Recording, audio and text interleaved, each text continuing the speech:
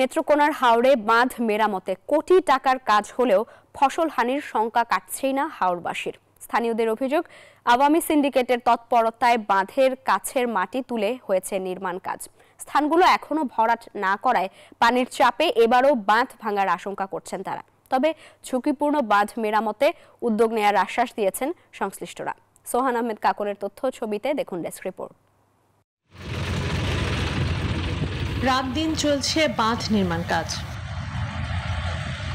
তদারকি করছেন কৃষকরাই, কারণ এবার প্রকল্প বাস্তবায়ন কমিটিতে রাখা হয়েছে কৃষকদের। এর মাঝে নেত্রকোনার মোহনগঞ্জ হাওরের হাইস্তা, খালিয়াজুড়ির কীর্তনখোলা সহ বিভিন্ন বাঁধের কাজ চলছে। তবে অভিযোগ, বিগত সরকারের আমলে স্থানীয় আওয়ামী সিন্ডিকেট টাকা লুট করতে ফসল রক্ষা বাঁধের পাশ থেকেই কেটেছে মাটি, ফলে ঝুঁকিতেই আছে বাঁধগুলো।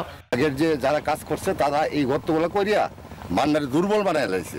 বান্দার কাছে যে গর্তটা করছে, এই গর্তটা সমস্যা হয়ে যাবে যদি এইটা বরট না করা হয়। প্রজেক্ট নেওয়ার টাকা কম টাকা ব্যয় করে বেশি টাকা সরকার থেকে উত্তোলন করছে।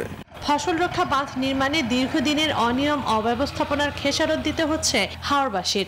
সবাই সচেতন এবং বারবার বলে দিচ্ছে আপনাদেরকে যে আমরা প্রকল্প যারা নিতে চান স্বতঃস্ফূর্তভাবে দ্রুত যেন হয়। ঝুঁকিপূর্ণ বাঁধ মেরামতে উদ্যোগ নেওয়ার আশ্বাস দিয়েছে পানি উন্নয়ন বোর্ড ও জেলা প্রশাসন। নেত্রকোনাতে বড় ধানের সবচেয়ে বড় ফিল্ড, কোনোভাবেই যেন বড় উৎপাদন ব্যাহত না হয় এবং তার জন্য যত রকমের প্রোটেকশন নেওয়া দরকার সেগুলো আমরা নির্মাণ করব। আমি সবগুলা পিআইসির খোঁজ খবর রাখছি এবং কিছু কিছু ইম্পর্টেন্ট জায়গা যেগুলো বেশ ঝুঁকিপূর্ণ সেগুলো আমি ইতিমধ্যে ভিজিট করেছি।